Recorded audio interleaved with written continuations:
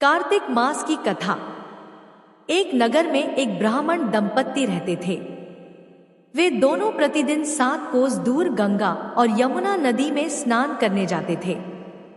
इतनी दूर आने जाने से ब्राह्मण की पत्नी थक जाती थी। एक दिन उसने अपने पति से कहा कि हमारा एक पुत्र होता तो कितना अच्छा रहता। पुत्र का विवाह करते हमारी बहू आती तो हमें घर वापस जाने पर खाना बना हुआ मिलता और बहू घर का काम भी कर देती।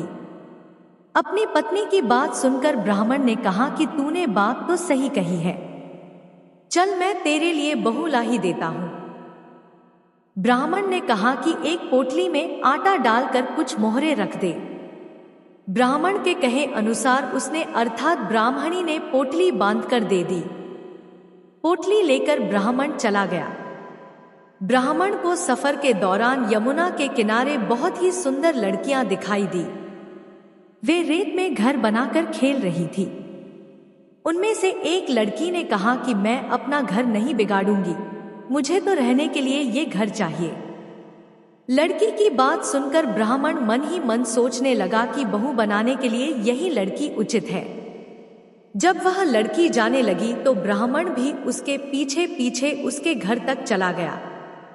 वहां जाकर ब्राह्मण ने उस लड़की से कहा, बेटी, कार्तिक मास चल रहा है, इसलिए मैं किसी के घर खाना नहीं खाता। मैं अपने साथ आटा लेकर आया हूं।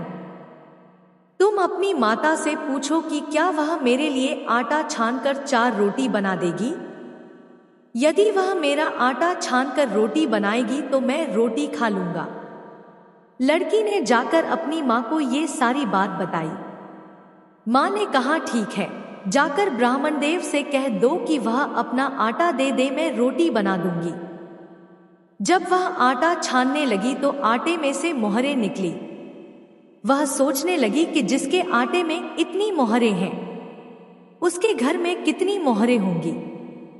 जब ब्राह्मण खाना खाने बैठा तो लड़की की माँ ने उस ब्राह्मण से पूछा, क्या आपका कोई लड़का है और क्या आप उस लड़के की सगाई करने जा रहे हो।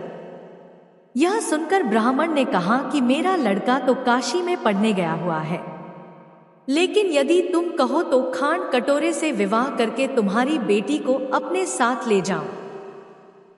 लड़की की माँ ने कहा, ठीक है ब्राह्मण देव। इस पर लड़की की माँ ने लड़की की खांडकटोरे से शादी करके ब्राह्मण के साथ भेज दिया। ब्राह्मण ने घर आकर कहा, रामू की माँ, दरवाजा खोलकर देख, मैं तेरे लिए बहू लेकर आया हूं। ब्राह्मण की पत्नी भीतर से ही बोली, हमारे तो कोई बेटा बेटी नहीं है, तो बहू कहां से लाए। दुनिया ताने मारती थी, अब आप भी मारने लगे। ब्राह्मण ने कहा, तू दरवाजा खोलकर तो देख। जब ब्राह्मणी ने दरवाजा खोला तो सामने बहू को खड़ी देखा। उसने बहू का स्वागत किया और आदर सत्कार से अंदर ले गई। अब जब ब्राह्मण अपनी पत्नी के साथ नदी स्नान करने जाता तो पीछे से बहू घर का सारा काम करके और खाना बनाकर रखती थी। वह उनके कपड़े धोती और रात को हाथ पैर भी दबाती थी। इस तरह बहुत दिन बीत गए। ब्राह्मणी ने अपनी बहू से कहा कि बहू, कभी भी चूल्हे की आग मत बुझने देना और मटके का पानी खत्म मत होने देना। परंतु एक दिन चूल्हे की आग बुझ गई। यह देखकर बहू घबरा गई और भागी भागी अपनी पड़ोसन के पास गई और कहा कि मेरे चूल्हे की आग बुझ गई है, मुझे थोड़ी आग चाहिए।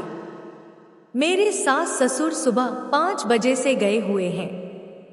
वह थके हुए घर आएंगे, इसलिए मुझे उनके लिए खाना बनाना है।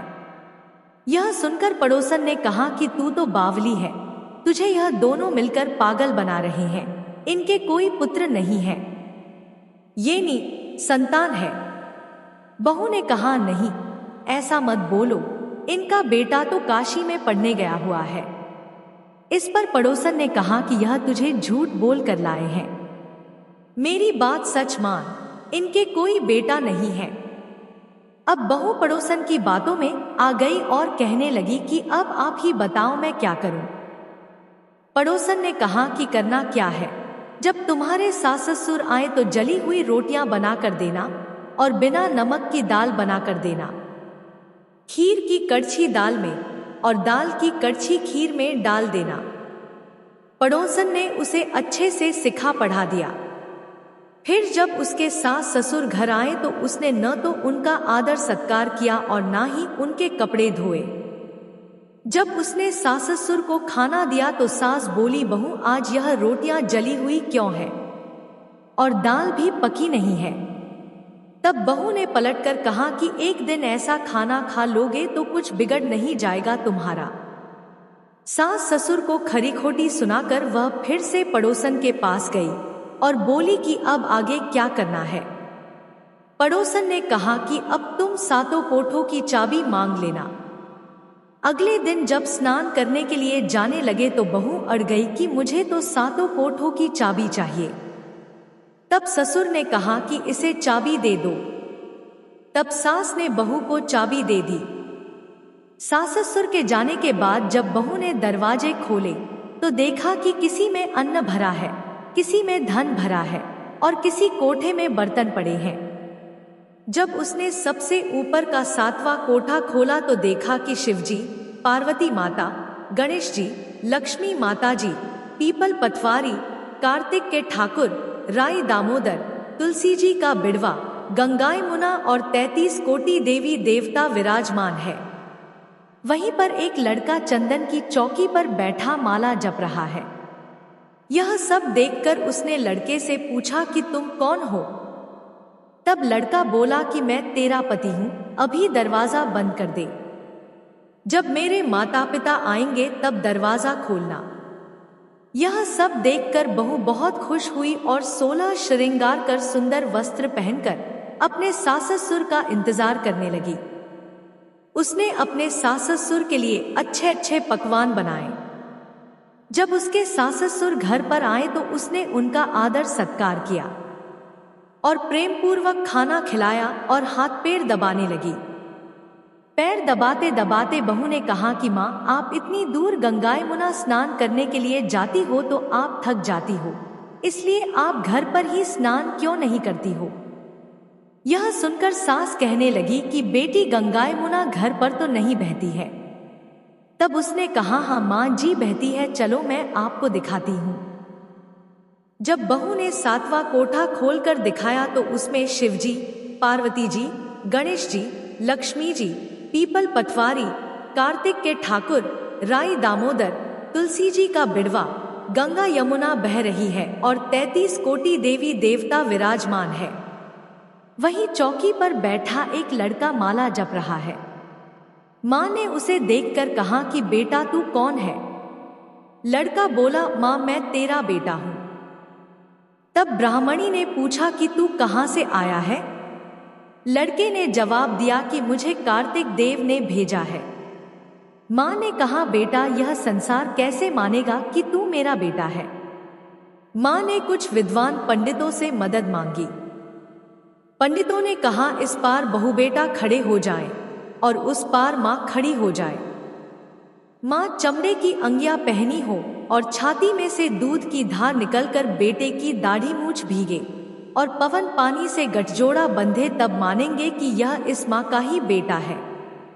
उसने ऐसा ही किया। चमड़े की अंगिया फट गई और छाती में से दूध की धार निकलकर बेटे की दाढ़ी मूछ भीग गई।